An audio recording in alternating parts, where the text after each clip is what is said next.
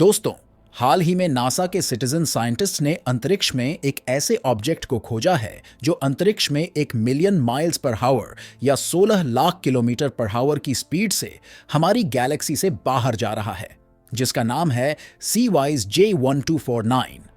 इसकी स्पीड इतनी ज्यादा है कि आप इमेजिन करिए कि इस स्पीड से हमें पृथ्वी से मार्स तक जाने में केवल 5 से 6 दिनों का समय लगेगा। वैज्ञानिकों का ऐसा मानना है कि हो सकता है इतना फास्ट मूविंग ऑब्जेक्ट या तो कोई लो मास स्टार हो या फिर एक brown dwarf star. Brown dwarf stars Jupiter की तरह के गैस जायंट प्लैनेट और एक स्टार के बीच के ऑब्जेक्ट होते हैं। और इसकी सबसे अजीब बात यह है कि अपनी इतनी ज्यादा स्पीड के कारण यह ऑब्जेक्ट हमारी मिल्की वे गैलेक्सी के ग्रेविटेशनल पुल से बाहर निकल जाएगा। और हो सकता है कि इसकी इतनी स्पीड को अचीव करने का कारण एक सुपरनोवा हो या किसी ब्लैक होल के साथ होने वाला इंटरैक्शन। दोस्तों, इस वीडियो में हम इसी डिस्कवरी के बारे में जानेंगे इसके पीछे के साइंस के बारे में, और ये डिस्कस करेंगे कि क्यों ये डिस्कवरी वैज्ञानिकों के लिए इतनी इंपॉर्टेंट है।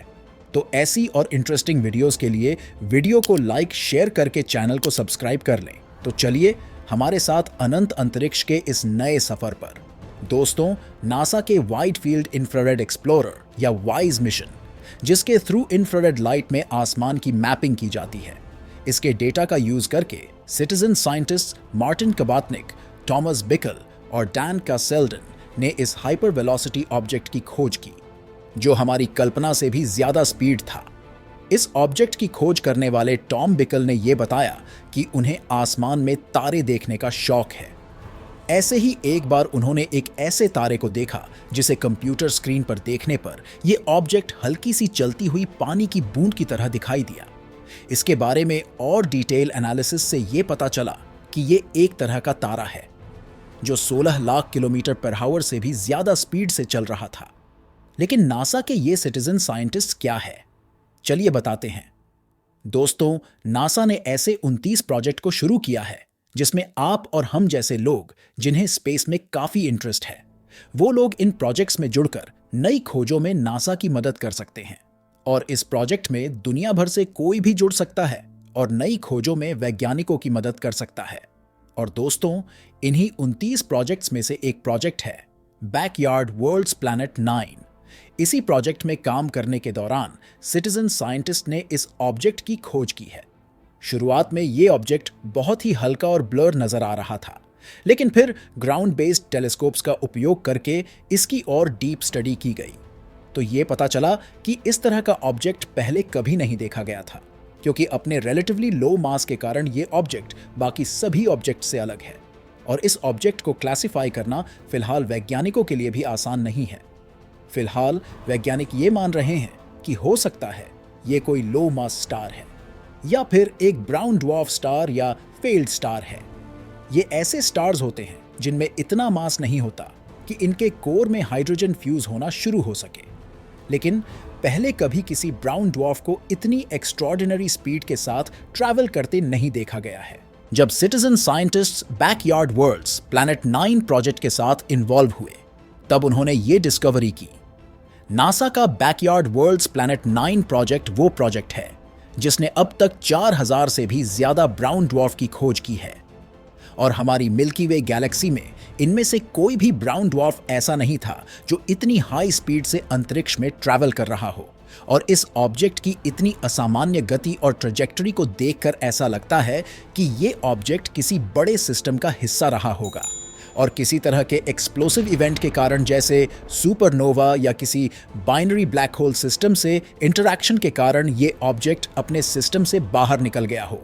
और दोस्तों, इस ऑब्जेक्ट के केमिकल ऑब्जर्वेशन से ये पता चला कि ये ऑब्जेक्ट बहुत ही पुराना हो सकता है। वैज्ञानिकों के अनुसार ये ऑब्जेक्ट हमारी गैलेक्सी मिल्की वे के फर्स्ट जनरेशन स्टार्स में से एक है, जो कि बहुत ही एक्साइटिंग है। और इसकी खोज करने वाले वैज्ञानिक भी इस डिस्कवरी से काफी एक्साइटेड हैं, क्योंकि इस तरह के हाइपर वेलोसिटी ऑब्जेक्ट को पहली बार ही देखा गया है, जिससे हमें इन ऑब्जेक्ट्स को समझने में काफी मदद मिलेगी। क्योंकि इससे पहले जिन हाइपर वेलोसिटी ऑब्जेक्ट्स को खोजा गया है, वो सभी या तो एक टिपिकल स्टार्स होते हैं या फिर तारों के बचे हुए अवशेष हैं, और इनकी स्पीड इतनी ज्यादा होती है कि ये अपनी होस्ट गैलेक्सी के ग्रेविटेशनल पुल से भी बाहर निकल जाते हैं। और दोस्तों, इन हाइपर वेलोसिटी ऑब्जेक्ट्स की खोज सबसे पहले साल 2000 में हुई थी। और जितने भी हाइपर वेलोसिटी स्टार्स की खोज हुई है वो सभी O और B टाइप के स्टार्स हैं। लेकिन ये O और B टाइप के स्टार्स हैं क्या? आइए जानते हैं। दोस्तों, स्टार्स को उनके सरफेस टेम्परेचर के हिसाब से 7 अलग अलग क्लास में रखा गया है, जैसे O, B, A, F, G, K और M। इसमें जो O टाइप के स्टार्स हैं वो सबसे गर्म और ब्राइट स्टार्स होते हैं, और M टाइप के स्टार्स सबसे ठंडे और सबसे कम ब्राइट स्टार्स होते हैं।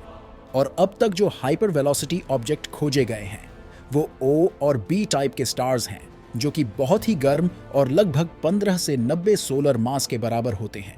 लेकिन CWISE J1249 यूनिक ऑब्जेक्ट है, क्योंकि ये ऑब्जेक्ट एक लो मास वाला ऑब्जेक्ट है। इसका अंदाजा आप इस बात से लगा सकते हैं कि इसका मास हमारे सूर्य के मास का मात्र 8% के बराबर ही है। तो इतने कम मास के बाद भी इस ऑब्जेक्ट की स्पीड इतनी ज्यादा कैसे है? इसके बारे में कुछ हाइपोथेसिस हैं कि कैसे इस कम मास वाले ऑब्जेक्ट ने 16 लाख किलोमीटर पर आवर की स्पीड को कैसे अचीव किया होगा। देखिए, एक पॉसिबिलिटी तो ये हो सकती है कि ये ऑब्जेक्ट किसी बाइनरी सिस्टम का हिस्सा रहा होगा, जिसमें एक स्टार व्हाइट ड्वार्फ रहा होगा, और जब इस व्हाइट ड्वार्फ ने अपने कंपेनियन के मास को अपने में खींच लिया, तब इसमें टाइप 1A का सुपरनोवा एक्सप्लोजन हुआ होगा, जिससे हुआ ये कि इसके शॉकवेव से दूसरा ऑब्जेक्ट इस सिस्टम से बाहर निकल गया और इतनी हाई स्पीड अचीव कर ली। ये सिनारियो इसलिए भी सही लगता है क्योंकि इस ऑब्जेक्ट के केमिकल कॉम्पोजिशन से ये पता चला है कि इसमें मेटल कंटेंट काफी कम है, जो इस ओर इशारा करता है कि ये बहुत ही पुराना स्टार है, जो तब बना होगा जब इसके आसपास के एनवायरनमेंट में काफी कम मेटल मौजूद रहा होगा। दूसरी थ्योरी ये है कि इस ऑब्जेक्ट की इतनी हाई स्पीड का कारण है किसी ब्लैक होल के साथ हुआ इसका इंटरैक्शन, क्योंकि अगर ये ऑब्जेक्ट ग्लोबुलर क्लस्टर में बना होगा तो हो सकता है कि ये उस सिस्टम के ब्लैक होल के ग्रेविटेशनल इंटरैक्शन के कारण बाहर निकल गया हो। ऐसे इंटरैक्शन का होना काफी रेयर घटना है, लेकिन सिमुलेशन से ये पता चला है कि ऐसे इवेंट पॉसिबल है, और इस तरह के इंटरैक्शन से ऑब्जेक्ट्स इतनी हाई स्पीड को अचीव कर सकते हैं और ऑब्जेक्ट्स को क्लस्टर और गैलेक्सी के भी बाहर फेंक सकते हैं।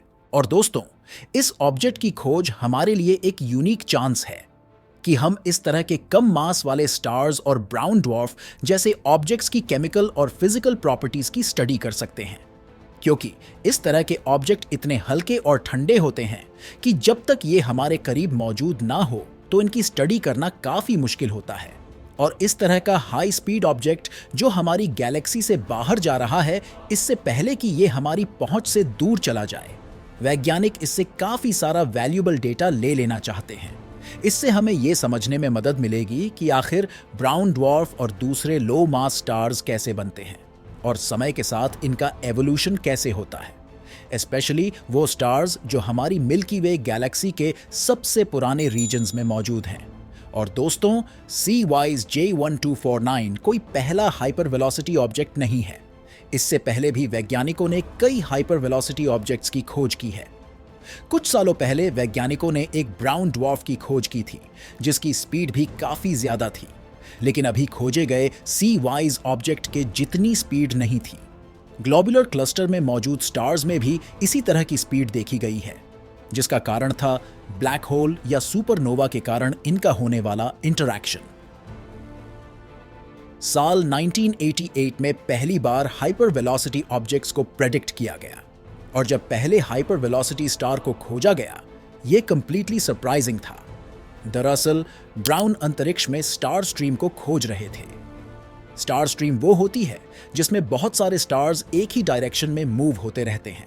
ऐसा तब होता है जब मिल्की वे गैलेक्सी किसी छोटी गैलेक्सी को तबाह कर देती है और उसके स्टार्स को अपनी तरफ खींचने लगती है। अपने ऑब्जर्वेशंस के दौरान ब्राउन ने एक ऐसे स्टार को देखा जो उनकी कल्पना से भी ज्यादा गति से मूव कर रहा था।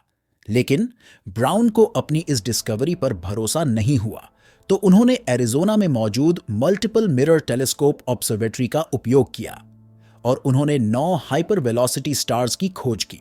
और वैज्ञानिकों के अनुसार 1 लाख साल में कोई एक हाइपर वेलोसिटी स्टार ही हमारी मिल्की वे गैलेक्सी के सेंटर से बाहर निकल पाता है। फिर इसी तरह साल 2010 में एक स्टार को खोजा गया जिसका नाम था HE और इसकी स्पीड थी लगभग 25 लाख किलोमीटर पर आवर। इसी तरह दो हाइपर वेलोसिटी स्टार जिनका नाम था लैमोस्ट और जिन्हें चाइनीज एस्ट्रोनॉमर्स ने खोजा था। इससे यह पता चलता है इस तरह के हाइपर वेलोसिटी ऑब्जेक्ट्स अलग अलग वैरिटी में अंतरिक्ष में मौजूद है। तो सवाल ये उठता है कि क्या इनमें से कोई हाइपर वेलोसिटी ऑब्जेक्ट्स फ्यूचर में कभी पृथ्वी से टकरा सकता है?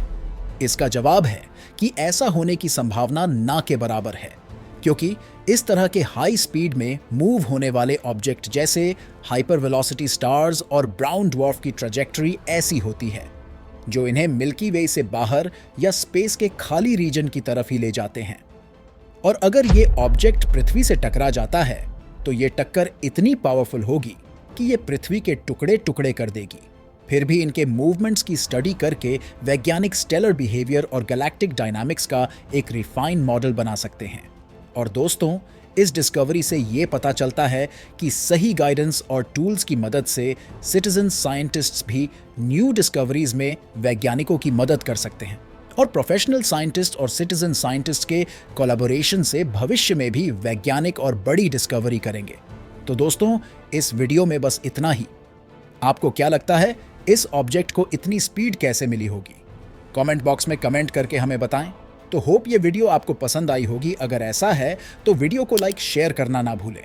और अगर आप इस चैनल पर नए हैं तो चैनल को सब्सक्राइब करके बेल आइकॉन पर क्लिक करें, जिससे नए वीडियो के नोटिफिकेशंस आपको मिल सकें। तो मिलते हैं ऐसी ही मज़ेदार और इंटरेस्टिंग अगली वीडियो में।